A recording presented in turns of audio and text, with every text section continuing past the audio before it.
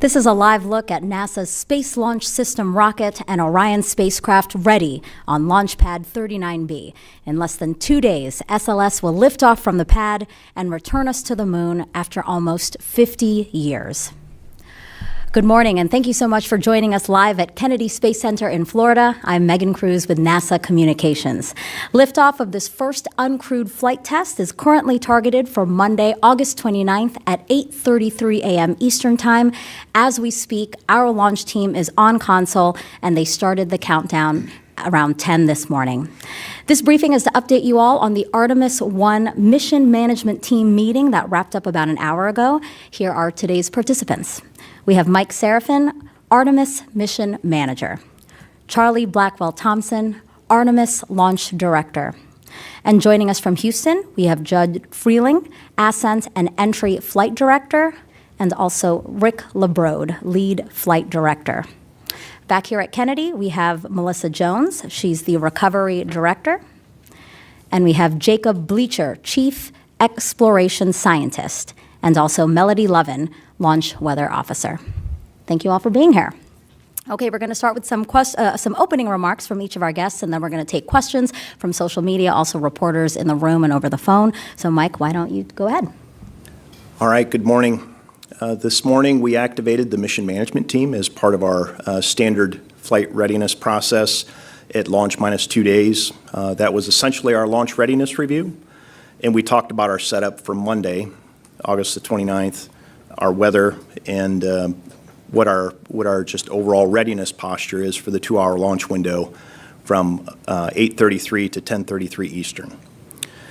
Our potential outcomes on Monday are that we could go within the window or we could scrub for any number of reasons. We're not going to promise that we're going to get off on Monday. We could have weather, we could have technical issues, or we could have a range and public safety hold, and or a combination of any of those. But we do feel good about our attempt on Monday in terms of our overall setup. And we polled the mission management team today, and we're ready to proceed through the next decision gate, which is the tanking meeting that will happen late Saturday night at around 10:50 p.m. Eastern.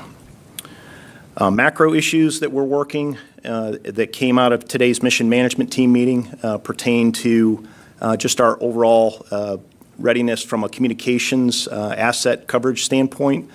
We did take one action coming out of today's mission management team meeting, and we've got a follow-up call at 2 o'clock Eastern to just affirm our readiness for the communications on the Orion spacecraft, on the interim cryo propulsion stage, or the ICPS, which is our upper stage that commits us to the point of translunar injection, as well as on the Space Launch System. We've had a few just late changes associated with that, so we're just going to go through our communications coverage plan with a fine-tooth comb one last time to ensure that we're ready. But right now, we don't anticipate that will be an issue. We did approve 2 real-time requirements changes associated with flight rules. Requirements change authority transitions to the mission management team when we're activated, and those were due to largely late analysis, and that's not uncommon to have real-time requirements changes, especially in the area of flight rules before we go fly. As our 0-hour approaches for the Artemis generation, we do have a heightened sense of anticipation, and there's definitely excitement amongst the team members. We've noticed just the overall mood and focus within the team is definitely a positive one. We're mindful that this is a test flight, and we're mindful that this is a purposeful stress test of the Orion spacecraft and the Space Launch System rocket. It is a new creation. It is a new rocket and a new spacecraft to send humans to the moon on the very next flight. This is something that has not been done in over 50 years and is incredibly difficult. We will learn a great deal from the Artemis-1 test flight, and through this experience, we will change and modify anything necessary to prepare ourselves for crewed flight on the very next mission. We understand that there's a lot of excitement about this, but the team is very focused. In terms of our mission priorities, they determine our courses of action. Our number 1 mission priority is to test the vehicle at lunar reentry conditions. We need the rocket to do its job in order to set those initial conditions up. Number 2 priority is to demonstrate the vehicle in the flight environment. Number 3 priority is to retrieve the spacecraft for programmatic cost savings and reuse of avionics, also to reuse the crew module for environmental testing, and then to retrieve the data on board. And then number 4 is what we call bonus objectives, our payload objectives. So we're really focused on that, and we'll see what Monday brings. Those are my opening comments. Great, Mike, thank you so much. Charlie? Well, good morning, everyone. It is great to be here. And I was here about 5 days ago, and we were talking a little bit about the flight readiness review and the work that we had in front of us. And I am happy to report that the work we had in front of us out of that review about 5 days ago has all been completed and is all on schedule. That included our booster servicing ops. We finished up that. We got into our post-ops on Thursday. We worked through our pad configuration for launch, got our engine service platform that provides access to both the engine area as well as the boosters. We got that lowered and into launch position. We finished up quite a bit of our pad configuration work on Thursday, and then early on Friday morning we finished up all of the Orion closeouts for flight. The late stow was completed in the days leading up to that, and the Orion and the last hatch were closed out. So from a vehicle configuration, we're in great shape there. So all that work was completed prior to call to stations. I was in the Launch Control Center just this morning, and the team is very excited. We did complete our call to stations at right on time at 09:53, and as you know, our countdown clock is now moving. We have 2 built-in holds. We have 1 prior to tanking, and we recently increased the length of that hold to 2.5 hours, and then we have a 30-minute built-in hold prior to terminal count. So our teams came in early this morning prior to call to stations to power up the Orion spacecraft.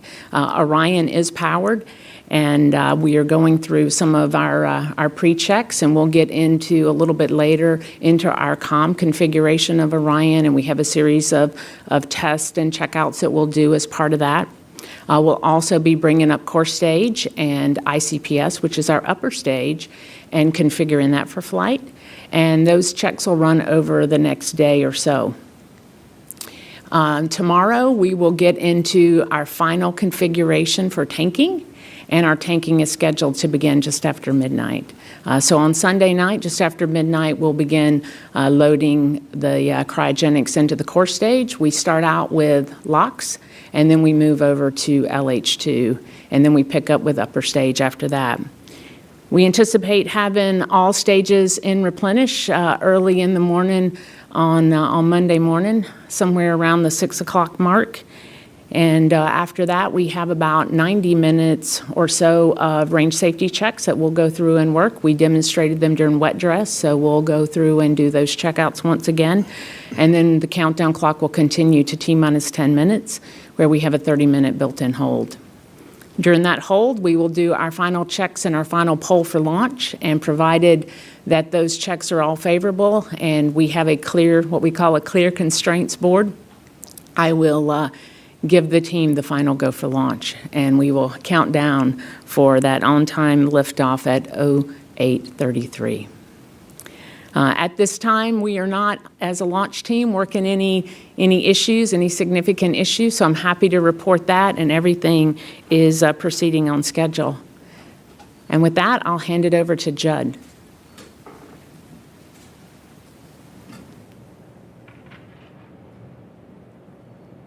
All right, thanks, Charlie. Let's see. So, assuming we launch at the open of the window at 8:33 in the morning, the vehicle will lift off at about 5.7 million pounds total weight.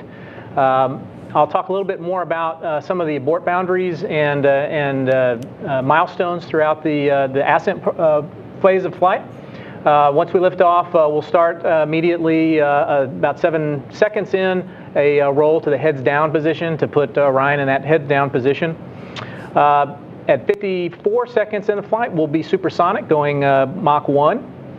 A minute and 3 seconds, we will get to a boundary where if we lose a single engine, we'll be able to make our mission priority 1 objective that Mike spoke about.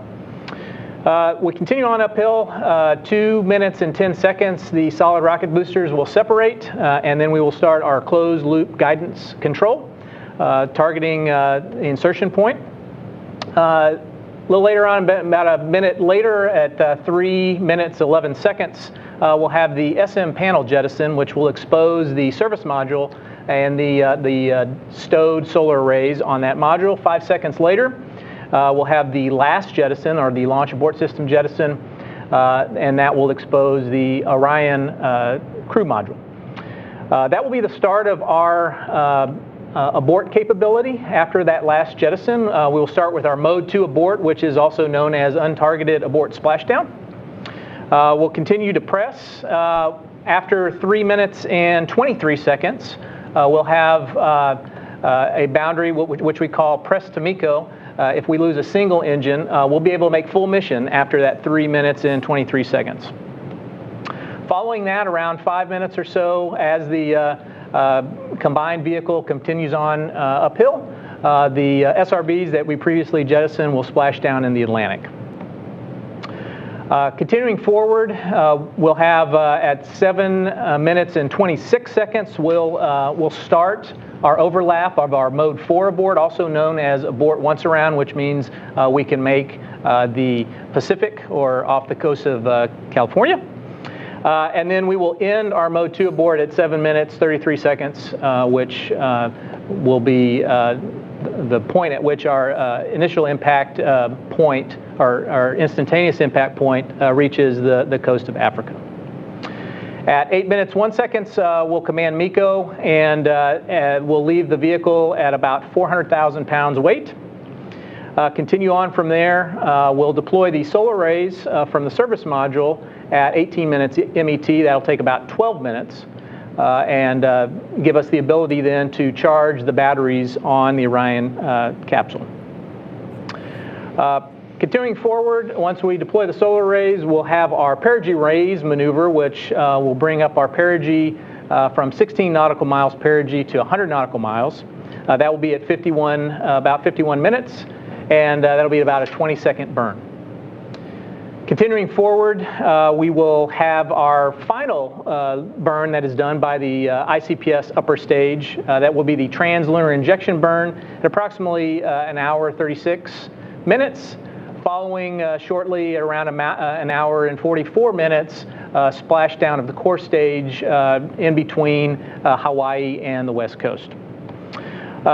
About 10 minutes after we do the TLI burn completes, which is an 18-minute burn, we will then separate the upper stage from the Orion space capsule. The Orion space capsule will continue on to the moon and its mission. And shortly thereafter, I will hand over to Rick LaBrode, the lead flight director for this mission, and he will start with his modal survey. So, Rick? All right. Thank you, Judd. All right, and as Judd said, after TLI, Orion will be on its way to the moon. On the trip out to the moon, we're going to perform a series of small correction burns. It's just to make sure that when we encounter our first lunar encounter is going to be on target. That'll be on flight day 6. When we pass by the moon, we're going to be approximately 60 miles off the surface of the moon. And that's when we're going to do our first large burn. It's called the Outbound powered flyby. And that burn is going to then send Orion up to the distant retrograde orbit. So on flight day 10, we'll do our second large burn, and that'll actually insert Orion into the DRO, the distant retrograde orbit. We'll spend just under 2 weeks in orbit around the moon. And then on flight day 23, we're going to go ahead and depart DRO and start heading back to the moon. That's our DRI burn. And then on flight day 35 is when we'll encounter the moon again, and we'll do our return power flyby, our last large burn, and that burn actually is going to target entry interface. It's essentially our deorbit burn. And then on the return leg, we'll continue to do a series of those correction burns to make sure that we're right on target for the entry interface. Throughout the mission, we're also going to be performing a lot of checkouts and demonstrations just to get a better feel for how Orion's going to operate in that environment. Also, if at any time during the mission Orion encounters a problem, a serious problem that warrants bringing Orion home early, we can select early return trajectories. We also call them aborts. And it's really dependent on what phase of the mission we're in when that happens. On the outbound leg, we could do direct aborts, where we just turn around and come right back to the Earth. Or we could change the trajectory to a lunar flyby. Once we've gone into the DRO, we're a little bit more limited, but we can depart early if necessary and the timing's right. And then in all these cases, it would just bring Orion back. It would bring EI in earlier to get it back safe and sound. The teams, we've worked through all these scenarios. We're fully trained on all the various options, have the standard procedures to take care of these actions if necessary. And then once we've done our RTC6, or Return Trajectory Correction burn number 6, then we'll hand over to Judd's team for the last phase of the mission. All right, thanks, Rick. Yeah, as Rick mentioned, essentially our deorbit burn is way back at the moon. That return power flight by burn. That's about a week before we get to the Earth, and that's targeting an entry interface point in space, and that's 400,000 feet above the Earth's surface. And for this particular launch day on the 29th, that'll be just to the southeast of Hawaii. 20 minutes prior to that entry interface, we will separate the crew module from the service module, and the crew module will perform a separation burn that will raise its altitude slightly, make sure that we have a proper separation and proper angle to re-enter the Earth's atmosphere. We'll be performing a skip entry on this mission. Essentially, we'll come in at 400,000 feet at about a little over 24,000 miles per hour. We'll dig into the Earth's atmosphere at about 200,000 feet above the Earth's surface. We'll roll to make the capsule's lift vector go skyward again. We'll get to an apogee of the capsule around 250,000 feet, and then we'll continue to descend down into the atmosphere all the way to the Pacific Ocean. We'll have various milestones along the way, particularly at around 28,000 feet, we'll jettison the forward bay cover that will expose all of the main parachutes and drogues. And by that time, we will have slowed down from that 24,000 miles per hour to roughly 500 miles per hour. 300 miles per hour. We'll deploy the main chutes and come down a soft landing in the Pacific Ocean, right in the vicinity of the recovery forces. We will stay in the ocean for approximately 2 hours while we do some thermal soakback tests to test the capsule for when the capsule becomes crewed on Artemis-2. And then we will hand it over to Melissa Jones and the recovery team. Back to you. Judd and Rick, thank you so much for that detailed look at what to expect. And Yala, why don't we turn it over to Melissa now for recovery? Thank you. So for the last 5 years, the recovery team has been working with the DoD off the coast of San Diego to prepare for this mission. We've done 5 underway recovery tests for Artemis-1, and there were 4 previous to that for EFT-1. Our last one was last fall, and we were certified and ready to go. And so the timeline for deployment, it's a 42-day mission. We will wait until we launch, and we're confident when we're landing, and we deploy about 20 days prior to splashdown. We load the landing platform Dock 17 ship that we use from the Navy, which has a big swimming pool underneath the flight deck where we recover and float the capsule in. And we go out with them. We bring a helicopter squadron, a dive company with us, in addition to the weather squadron. And we use the DoD to go out and practice recovering the capsule with the NASA technical team that runs the hardware in the well deck, the ground support equipment in the well deck that we bring the capsule in with. We'll secure it in the well deck, and we'll bring it back to Naval Base San Diego, where we will make sure that it is safe to transport across the country, and expect to get back to KSC within about 13 days of landing, so that we can do that deservicing here at KSC and get that avionics off as quick as possible, as Mike mentioned earlier. In addition to nominal end of mission, the team I lead is responsible for landing anywhere in the world. So all of those aborts, early returns, alternate missions that Judd and Rick mentioned, we have to be ready to support those. We do have 2 contingency teams that are trained and ready to deploy in the event that we have an event we're not expecting to. And we will monitor the mission every day and respond as we need to respond. So we are ready to go. We've identified our teams. We're packed. We're ready. We're excited to fly this mission. I'm going to kick it over to Jacob. Thank you. Very excited to be here today. Very historic moment. I'm glad to be here with my colleagues. I'm here today to discuss the Artemis-1 science objectives. You heard from Mike already about the primary objectives. Unlike the primary objectives that are broadly focusing on understanding SLS during launch and flying the Orion spacecraft, the secondary objectives are not critical for understanding and preparing for Artemis-2, but they will provide us with knowledge that helps us prepare for some of our future Artemis missions. The types of data that science and exploration tend to acquire actually have significant overlap. A phrase I like to use is that science is exploration's toolbox for survival. What we learn through scientific measurements tells us about the environments in which we plan to operate. This is the type of information that helps us then ultimately develop the systems, the architecture that we'll build.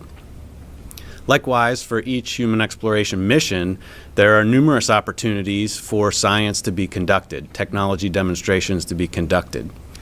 So it's really our job to look for and take advantage of those opportunities as best as we can, which we are doing for Artemis-1. Really, science enables exploration, and exploration enables science. So the payloads and instruments on Artemis-1 reflect contributions from across our agency, including 5 international partners and partnership with academia, industry, as well as other research institutions. There are basically 2 groups of secondary payloads. We have Cubesats, which will ride along with the SLS and be deployed at several steps along the path. And then we also have activities that will be conducted within the Orion. The Cubesats, these are really kind of a low-cost, high-risk but high-reward type of activity. They're basically each their own little spacecraft, and they're roughly the size of a shoebox, not very heavy, about 25 pounds. And so unlike larger science missions, you can kind of get some targeted measurements from these. The hard part's trying to get them up into orbit. And so this is one of those opportunities that we're taking full advantage of in Artemis-1. It's riding along with the SLS. And often CubeSats go into a low Earth orbit. So in this case, we're providing a very unique opportunity for them to get farther out. So we have a series of these CubeSats. Some of them are testing technology for navigating in deep space. We even have one that's traveling farther out, going to encounter an asteroid. But some of them will be focusing more on the moon, making measurements of the moon, in fact, mapping where some of the water deposits might be. Again, this is important to us looking forward, planning future Artemis missions, understanding where some of these valuable resources are located. We'll be learning how to fly in space. We'll even actually have one that's landing on the surface of the moon. Another key aspect is learning about the radiation environment. So some of these CubeSats will characterize that environment and even study the way that biology responds to that space environment. This is the environment through which our hardware will fly and operate through all future Artemis missions, as well as where our crew members will be living. So it's critical for us to continue to learn about this environment moving forward. Now, Orion will also be doing very similar activities. We have a number of dosimeters and other radiation sensors that will ride inside the Orion. And we actually have several Munikins. We have Commander Campos Munikin will be flying in the commander seat. That name was selected through a public competition a little while ago. So we're excited for the commander to be flying on this flight. Have some radiation sensors in the flight suit pockets, but also measuring kind of the forces that the commander seat will experience with an astronaut on board. We'll also be testing several ways to try to mitigate radiation that the astronauts could experience in flight. So we'll be using our other mannequins to basically test out suits that could potentially protect them from that radiation. Also on board Orion will be some additional biology experiments that will fly through that deep space environment and actually come back with Orion, so we can actually bring it back and do some analyses here on Earth to better understand it. So together, this really helps lay the groundwork and contribute to the knowledge base that we'll need for future Artemis missions for their success going to the moon. Recently, while addressing the science community at meetings, I've been kind of using this theme with our science mission directorate partners that, man, this is getting real. Mike already talked about the atmosphere, and I can confirm the atmosphere here is like nothing I've ever experienced before. It is definitely getting real. The rocket outside on Launch Pad 39B will be writing the next chapter of space exploration and space science. That chapter will include science all along the way, hand in hand with exploration. I've recently said to our science community, buckle up, everybody. We're going for a ride to the moon. So with that, I'd like to hand off to Melody. Good morning, everyone. I think it's still technically morning. So I'm very excited to give you the launch weather for Monday, but before we get to that, I have to talk about the weather pattern for today, and I don't think I'm going to surprise anyone in this room when I tell you that it's probably going to rain today. So with that, we'll go ahead and look at satellite, and we'll go ahead and talk about the pattern. So this morning, as you're looking at satellite, you can see some thunderstorms beginning to form along the west coast of Florida today, and we're also seeing some little clouds begin to form across the Space Coast. So with that, we do have a light south-southwesterly flow regime in place, and what that normally means is we're going to have some of those sea breezes collide along the east coast of Florida this afternoon. And because the flow is so light, a lot of these storms are going to be boundary driven, which means some are going to be traveling west, some are going to be traveling east. It's a stormy afternoon for sure that's in store for us. As we get into tomorrow, this flow regime is actually going to switch to more of an onshore flow regime out of the south-southeast. What that normally means is that we will have showers and thunderstorms approaching the coastline during the morning time frames. For any work that needs to get done out at the pad tomorrow, we will likely still have thunderstorms, but we'll probably be able to have a lower lightning threat in the late afternoon and early evening hours, and that is just due to the fact that the east coast sea breeze will likely move west away from the spaceport during that time frame. So now let's get into the launch weather, the actual outlook for Monday morning. So with that, we do have a probability of 70% of favorable weather, so that is a probability of violation of 30%, i.e. 70% go. The weather looks pretty decent, as you can tell by the probability. The main concern, of course, is going to be those offshore showers and possibly a few thunderstorms as well. So with that, the cumulus cloud rule, the surface electric field rule, and the flight through precipitation rule will mainly be our concerns during that time frame. You may notice I don't have a backup launch window forecast for you, and that is because that is a 6-day forecast, and we don't do launch forecasts earlier than 3 or 4 days. So for an outlook for that, we would have that available on Monday if we need that. So with that, I can go ahead and conclude my portion of the brief. Enjoy the launch. Melody, thank you. All right, we now invite reporters in the room to ask questions, but also reporters on the phone will be taking questions from you and also social media. And in order to bring those questions to us, just use the hashtag Artemis. All right, so a question in the room right there. Marcia Dunn, Associated Press. Charlie, how late can you delay fueling and still make the window on Monday? And for Melissa, you mentioned that, you could be chasing this capsule anywhere around the world when it's coming back. How equipped is it to land on land versus water? And when there's a crew on board, how do you possibly deploy your crew to anywhere in the world? All right, so I'll talk about the tanking question first. We have taken all of the lessons learned from wet dress, and we did make some additional changes to the tanking timeline. You'll notice that we actually we increased that hold prior to tanking from an hour and a half to 2.5 hours, and that was to allow us to back some of the work up to align us really well for an on-time tanking. But certainly on any given day, you can have a technical issue or you could have a weather issue. We do have a 2-hour launch window. And so we have the ability to certainly, press within that 2 hours. So how late can we be? It really depends on which part of the tanking we got held up in, because, we have a sequence of how we need to go load, core stage, then upper stage. But if it was at the very beginning, I would say we have about 2 hours there and still make the end of the window. But you get more flexibility, certainly, depending on, when you actually started the tanking operations. And for the questions you asked me, so the capsule's not designed to land on land. That would be definitely the worst day for us.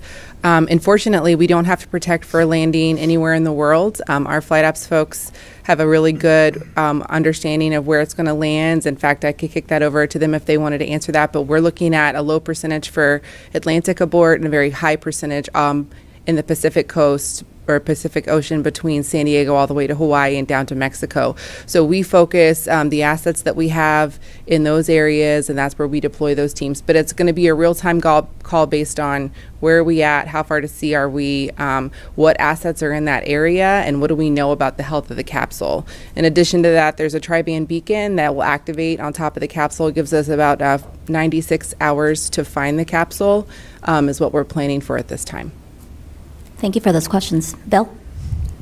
Bill Hart with CBS News. And Charlie, I hate to ask you this question one more time, but can you help me understand exactly when you're going to find out that 4-inch QD is actually tight?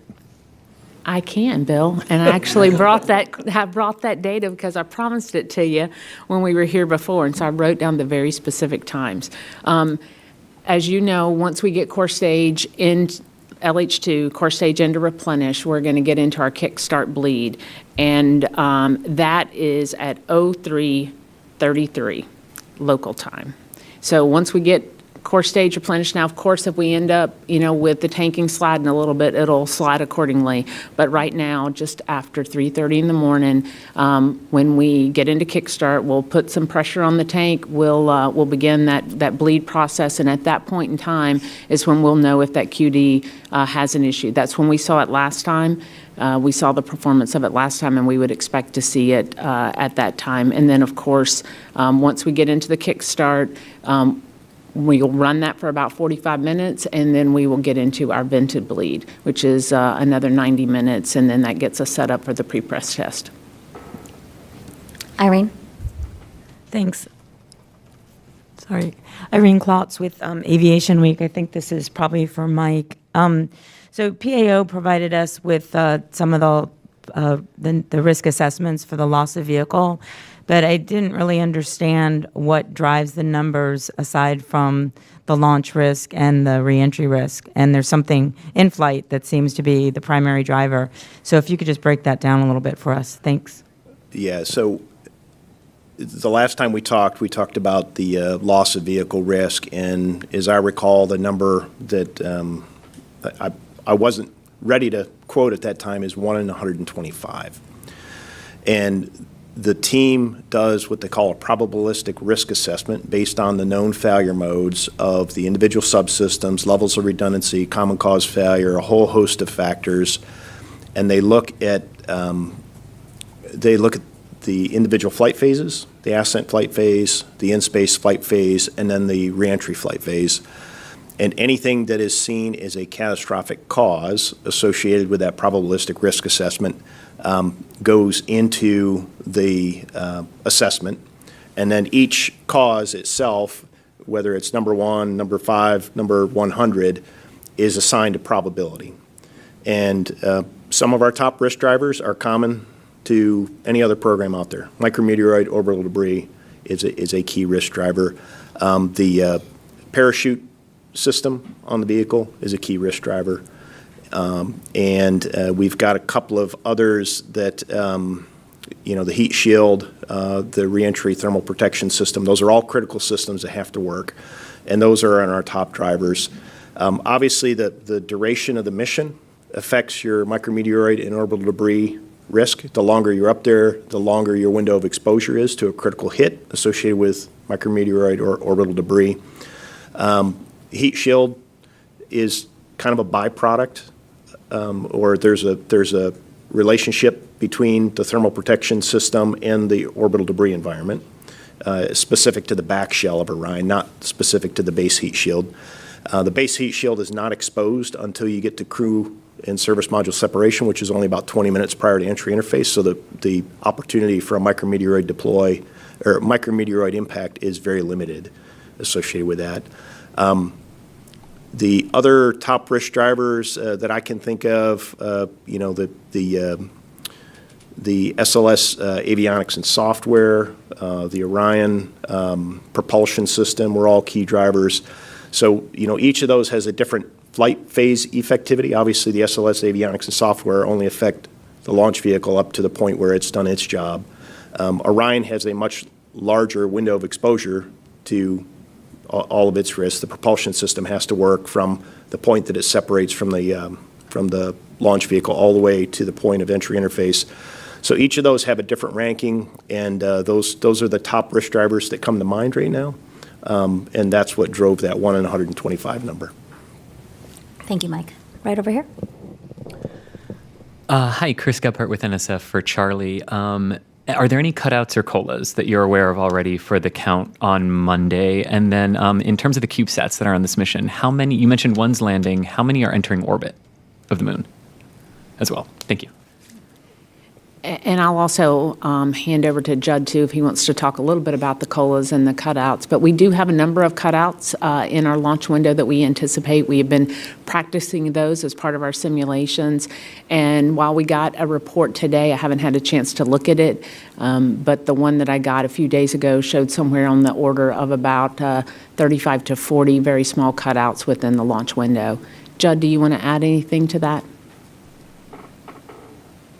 Yeah, Charlie, the only thing that I'd add to that is there are two flavors of cutouts that we have. We work both with the 45th Squadron and also the 18th. So we have very small cutouts for the portion of the trajectory that is just the core stage associated. So obviously once we MECO, the core stage continues to go up to a point where the 45th is still responsible for that range, and so we have those cutouts. And then we also assess the cutouts associated with the combined stack, ICPS and Orion, and those extend a little bit longer all the way up to TLI. Yeah, so we have a couple CubeSats that are actually going to go into orbit to make measurements of the South Polar region. So there are two that science measurements like that. We also have several that are kind of going around the moon, but not fully staying in orbit. So it kind of depends what you mean by going into orbit. But we have several of them will go there. Again, a few of them are going off on their own pathways to make measurements, either out of the solar wind or out to another destination, like I mentioned, an asteroid. We have another question in the room, right there. Thank you. Hi, thank you. Ken Kramer, Space Up Close. I want to ask about the CubeSats, and specifically, I'm interested in the ones looking for hydrogen and water ice. Can you describe their mission a little bit? How long will they last? And will they also help NASA in the selection of the landing sites for Artemis-3 and beyond? Thank you. Yeah, so several of the CubeSats will make measurements with various instruments, neutron detectors, other spectrometers, to look at the water environment in the polar region. The reason that we're interested in the South Polar region of the moon broadly in Artemis is that we believe there to be water deposits, which would be a valuable resource to us, but also a valuable science target. This ice, potentially deposited over the history of the solar system, can give us data about how our solar system has evolved. So we're trying to understand how much is there. Is it only stuck in some of these places, these craters that never see sunlight? We typically see the concentrations there because we call them volatiles, because the solar wind would essentially strip them away, cause them to volatilize, and then they're lost. So that's why the polar region in general, the South Pole, is unique from past exploration of the moon. So these CubeSats will help us gain a better understanding of how broad those deposits are, perhaps how much might be there, how accessible it could be to us.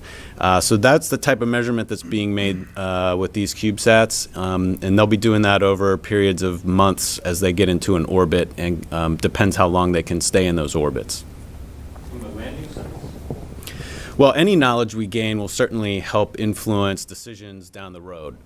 All the knowledge we gain from any scientific observation about the South Polar region would influence that. So I can't specifically say, yes, that data will be critical in making a decision on a landing site, but it will all factor in as part of the knowledge base from which we make that. So with the addition of the CubeSats to Artemis-1, we do have observations that will help us as we move forward in Artemis. Another question here. Hey, good luck Monday. Congratulations on getting here, of course. Been hearing from some folks kind of under the radar. There are some concerns about how long SLS has been out on the pad, exposed to elements. Perhaps this is a question for Mike. But I'm just wondering if you can kind of quantify. I know it was briefly mentioned at one point pushing into the fall might cause some concerns about how long SLS was out there, but at this point, how much of a concern is that related to corrosion or other elements? Thanks. Yeah, we do track what we consider to be limited lifetime items, and we've got a whole host of systems that either were previously activated or we had to be mindful of their timing relative to setting up for a launch attempt. Certainly the loading of hypergolic fuel that's used for reaction control systems is one of those items that we look at. There are a whole host of other items that we do track. None of those right now relative to the launch period that we're looking at are key risk or key concerns, and we did review those at the flight readiness review, and while we understand there's a non-zero level of risk associated with the amount of time that hardware elements from the tip of the Orion spacecraft all the way to the tail of the rocket have been out there, we've characterized that, we've been tracking it, and right now there aren't any pokeouts that we're concerned with. We have a question in the front row here. Thank you. Tarek Malik with Space.com. I think for Mike, you mentioned earlier just the nature of the test flight, that there could be weather, there could be a glitch that might cause a delay. And I'm curious what the rationale or plan is in terms of going to a backup day like September 2nd or 5th, and depending on the nature, of course, of whatever issue. Earlier in the month at the media day, there was discussion about the amount of fuel available and having to pick the 2nd or the 5th. Is that issue solved, and you can go for both of those days with enough prop to fuel the vehicle both times? Thanks. Yeah. I mean, I'll take a first crack, and Charlie, you can add anything here. But we're comfortable with any of the opportunities in front of us. We do have varying launch windows depending on which day we're talking about. When we start getting to September 5th, we start having less than the full 2-hour launch window. So September 5th is about a 90-minute window, and September 6th is a 24-minute window. Otherwise, we've got 2-hour windows in front of us. In terms of why we scrubbed or what the next setup is, I really do look to Charlie and her launch operations team in terms of what the art of the possible is. And if that is a technical reason, she's going to come to us and tell us, if we need to gain access to the vehicle, what the art of the possible is. And if it was simply a scrub and need to replenish commodity, she'll tell us what the art of the possible is. I don't know, Charlie, if you have additional thoughts on that. Yeah, I think what you may be referring to is our replenishment plan. We, in the 850,000-gallon hydrogen sphere that we have out at the pad, we get one launch attempt after that. And so we do require a couple of days to go replenish hydrogen. What we will do, because we have that cutout in the launch window between the 29th and the 2nd, we will go ahead and top off both LOX and hydrogen, which really sets us up nicely for an opportunity when that window reopens on the 2nd. And then it also gives us some flexibility in the scrub because we will only need to take hydrogen after that. So while as a launch director, you always want to be, you want launch opportunities close together, but this cutout actually provides us a nice opportunity to top everything off and be in a great position to make a run at it on the 2nd. And then certainly after that, we would only need to take hydrogen, which takes a minimum of 48 hours. Thank you for your question. Over here. Hi there, Charlie, this is for you. I'm Mary Matheson from Surround Vision, a virtual reality production studio in the UK. And I'm just really intrigued about the sort of female presence and sort of elements to this mission. I've spoken to your colleague Melissa earlier today. Obviously we know the name is really significant, as well as obviously the idea, the concept and the ambition of having a woman on the moon. But it feels to me that it's much stronger than that and much deeper than that within NASA and the contractors. So how sort of important is that sort of female element for you personally, and also for future generations who might be interested in getting into this kind of work? Well, first, I feel extremely blessed to be in the position to lead this launch team and to be a part of this incredible mission. There is, without a doubt, a female presence as part of this in both the leadership of this program and the operations areas, as well as the name of the program itself. I reflect on Apollo and when we went to the moon before. 50 years ago, we had on the order of one woman, certainly in the case of the Apollo 11 launch, we had one woman in the firing room of 450 men, one. And today our team is made up, our launch control team is made up of about 30%. We have just under 100 engineers that'll be in the firing room on launch day, and 30% are women. So certainly the makeup of our workforce has changed over the course of the 50 years, and it's a very special, for me, it's extremely special to be a part of this program and to be given the opportunity as the first woman launch director for NASA. A question here. Hello, this is Ada Monzon from Guapa, Puerto Rico. Congratulations to all. We feel the excitement and we thank you. I got two questions. You mentioned weather criteria, technical issues that may delay the launch, but also you mentioned public safety. What do you refer about that? And then for the meteorology side, how do you coordinate with the National Hurricane Center, especially since the September 2nd and 5th window, we might have a closed system near the East Coast? Thank you. I'll take the public safety, and you can take the weather one? Of course. Okay. So in terms of public safety, there's a couple of facets that our colleagues at the Eastern Range look at, and they have to do with basically if you have a bad day scenario and either the vehicle has a catastrophic event on the pad surface or while it's in flight, what the consequences are. So there are keep out zones established, whether they're people observing that are not designated as mission critical, and then there are hazard control areas, and Charlie controls those operationally from the firing room. Should we need to send people into those areas, but she knows specifically who those people are and what tasks they're going to perform, and the public is not a part of those hazard control areas. But then also you got to look at the downstream trajectory of the vehicle as it heads uphill, and what that means to any land that you might overfly or water that you overfly. And we do have a variable azimuth on this vehicle, which actually, depending on the time you launch, the trajectory is adjusted ever so slightly. So we provide all of that trajectory information to our range counterparts, and they assess the likelihood of what they call an expectation of casualty associated with known population densities downstream of that launch site for the trajectory that you're going to fly. So that is what we refer to as just general public safety.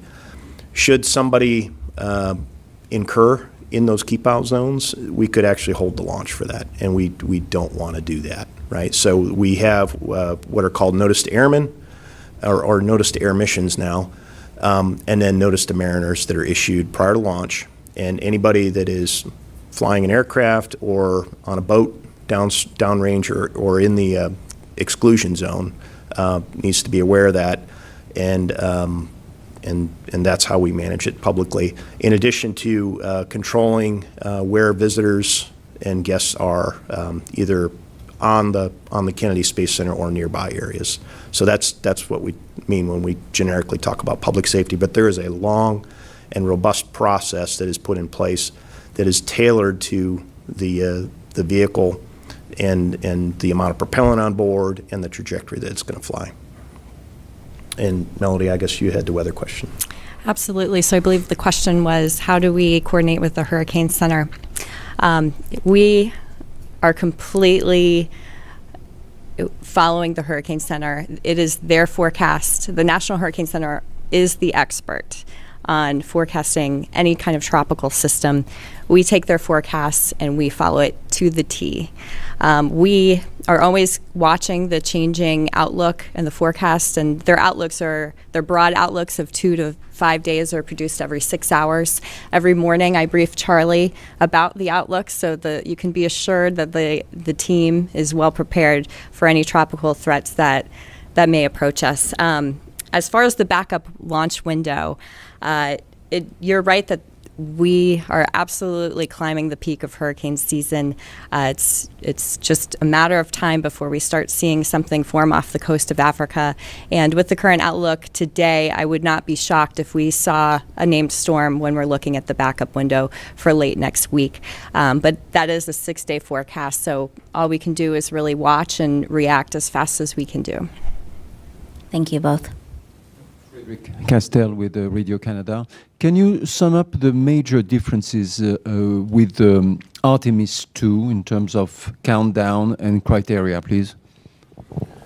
Let's see. I'll take a crack at that one, and Rick or Judd, you can add anything if you want. But certainly the countdown itself would be very similar in terms of getting the vehicle powered up and fueled. The main difference is we'll have the crew wake up and get suited and then send them out to the pad, and then we'll have to get into hatch closure and then and ensure that their comm is working, their suits are pressurized, the side hatch seals properly, and that happens relatively late in the countdown. I know Rick or Judd, if you have anything to add to that one.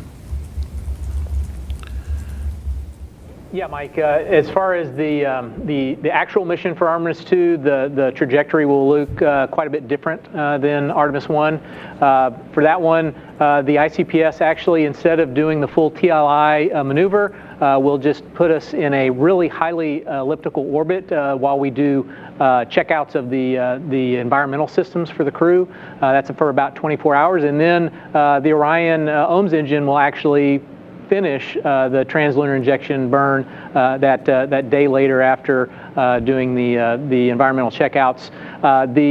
The trajectory to the moon is just going to be a lunar flyby, so we'll go around the moon, come back, and it'll be a much shorter amount of time than Artemis-1. Back to you. All right, there's quite a number of hands in the room. I'm going to try to get to people we haven't gotten to before, and then I'll go back for some second questions. So I believe you haven't gotten yet. Yeah, Stephen Clark, Spaceflight Now. I think my question's probably for Judd Frieling in Houston. You talked about the abort modes for this particular mission, and I know you don't have an active launch abort motor. Can you maybe go in a little more detail and just clarify a couple of things? You mentioned at 63 seconds you have an abort mode where you could get the priority 1 objectives. What does that mean? And then once the LAS is off the vehicle, can you just go through those modes again? Like, what the untargeted splashdown means. And I know Preston Miko at that point, I think you said you could go to get the full mission at that point if you lost an engine. Just want to confirm all that stuff. Thanks.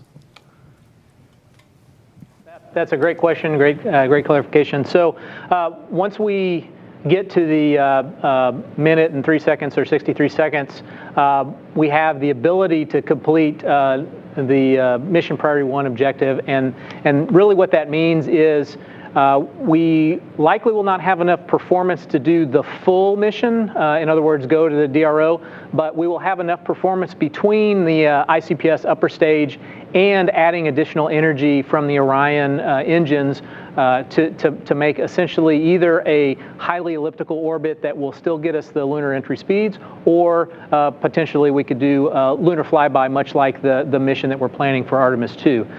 As far as the abort modes, untargeted splash after the last jettisons, what that really means is should we have a catastrophic failure on the vehicle or something that causes us to have to abort, the service module and the crew module separate from the upper stage and then perform a separation burn, and then essentially the reorient itself does a crew module and service module separation, and then the crew module gets in the proper orientation for an unguided splashdown in the Atlantic undershoots.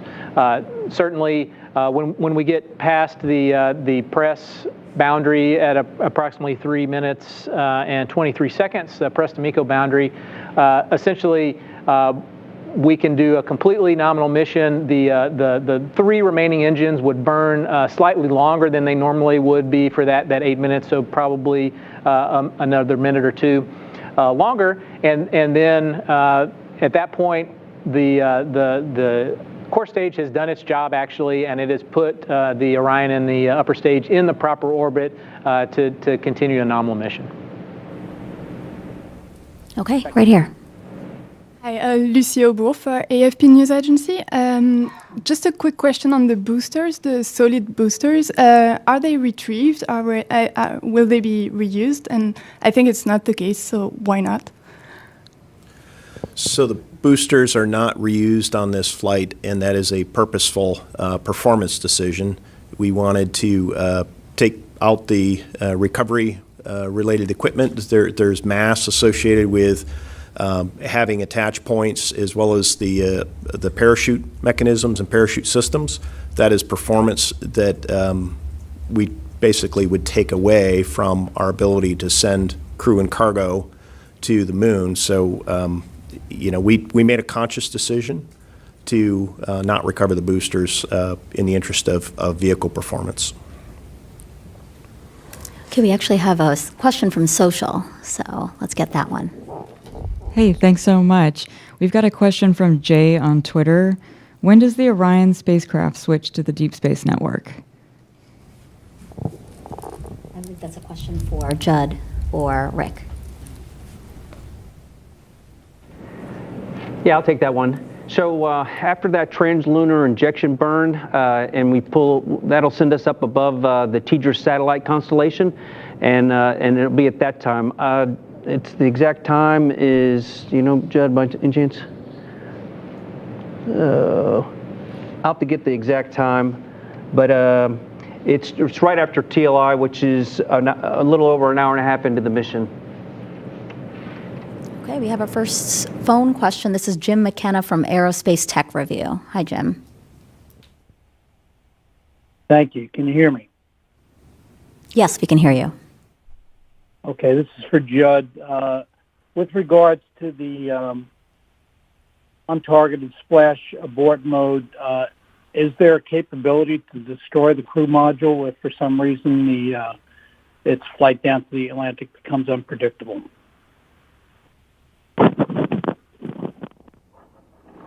I'm sorry, you broke up. What was the question about the crew module? Is there a possibility to do what? With regards to the untargeted splash mode, do you have the ability to destroy the crew module if its flight down to the ocean becomes unpredictable? No, we don't have that capability, so we do expect the chutes to come out and to glide the crew module to a safe splashdown in the water. Thank you for that question. Any new hands in the room? All right, let's go. Yeah, guy in the purple shirt.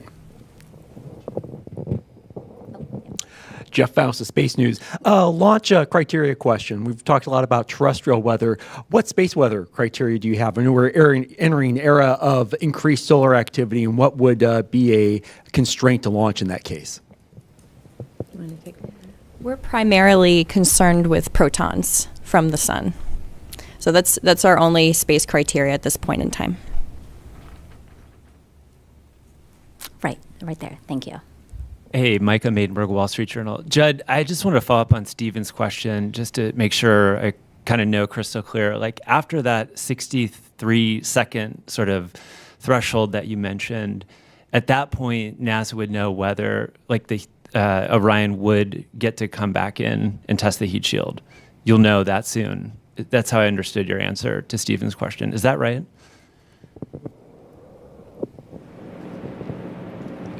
Yes, that's correct. We expect that we will be able to get that mission objective. Obviously, it depends on the performance that we had to that point, but the expectation is once we reach that boundary of 63 seconds and we have a subsequent engine failure after that, our expectation is that through a combination of depleting all of the ICPS fuel, upper stage fuel, and doing essentially a rev around a highly elliptical orbit, we'll use the Orion main engines to achieve lunar entry speeds. Yes.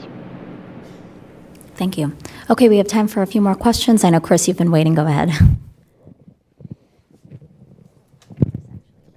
Front row. Yeah, I think these are both for Charlie.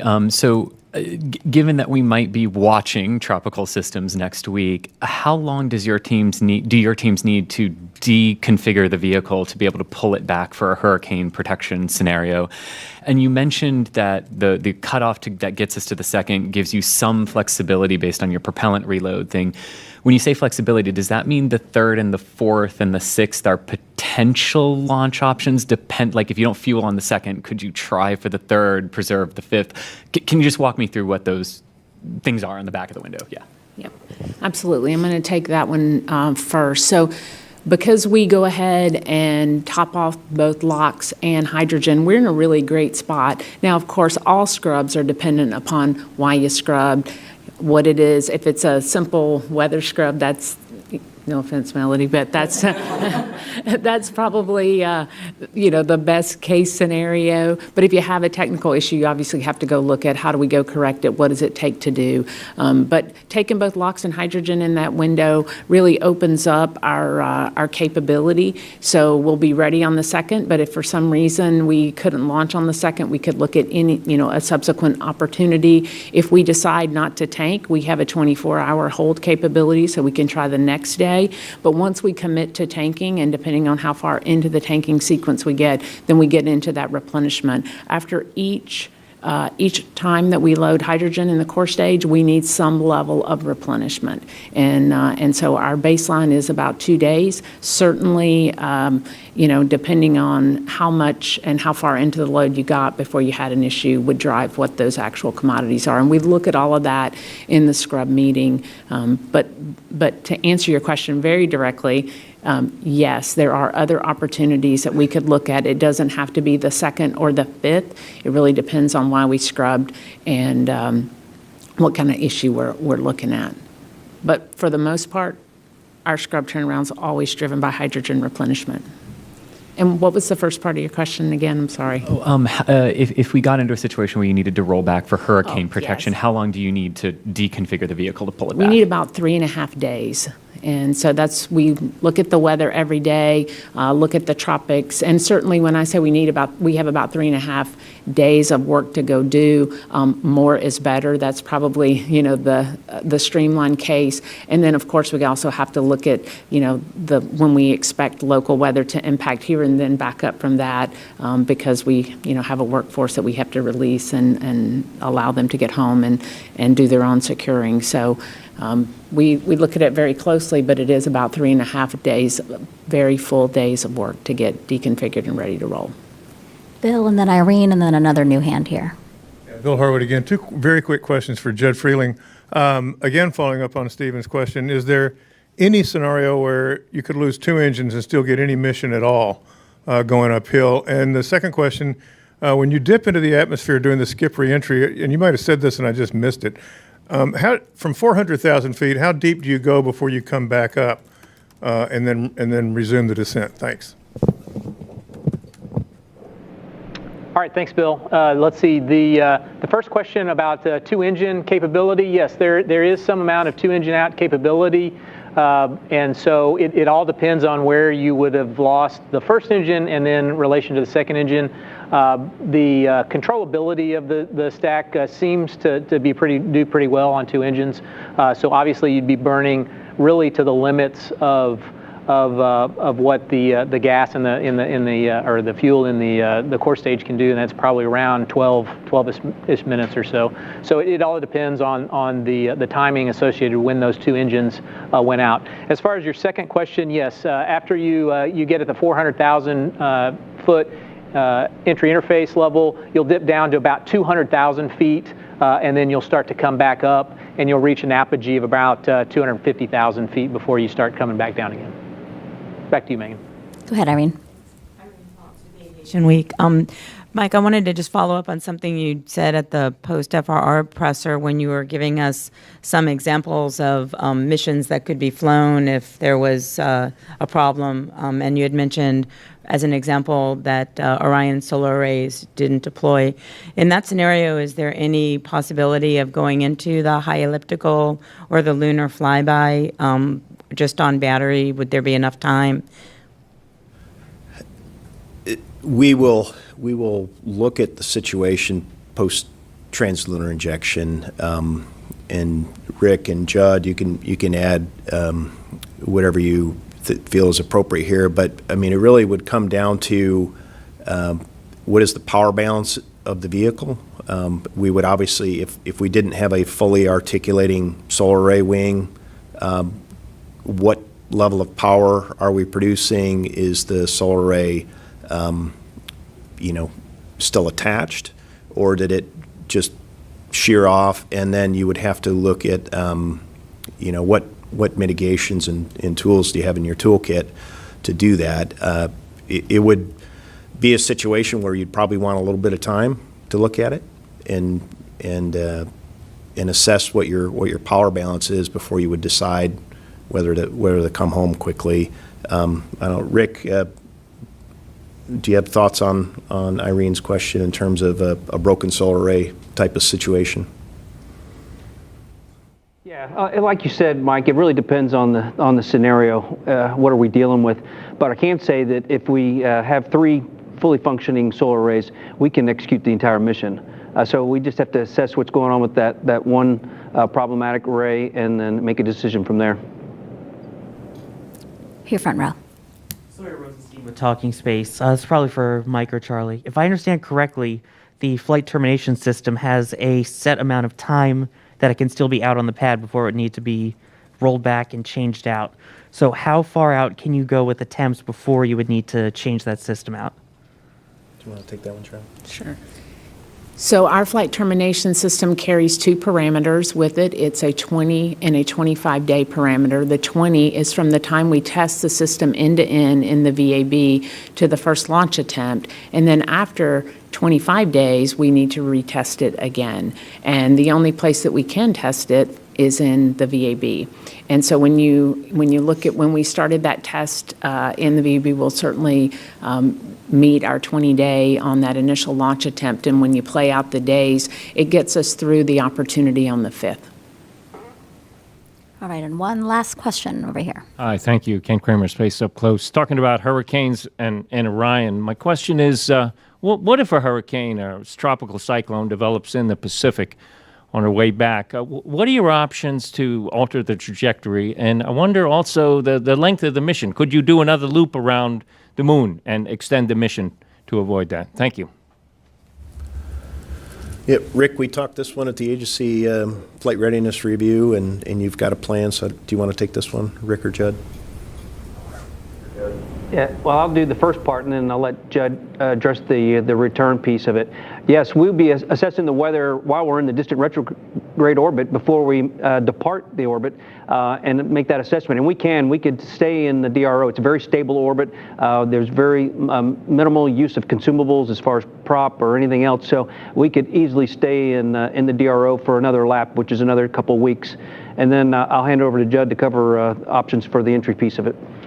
Yes, for the entry piece, essentially our trajectory over the face of the Earth is set way back at that RPF or when we do our deorbit burn from the moon. So we only have a fixed amount of things that we can do to correct that. We do have the ability to essentially, if depending on where we decide we want to do that, we have the ability to modify the timing that we get to the Earth by maybe plus or minus a day, but that means we have to know really a week in advance.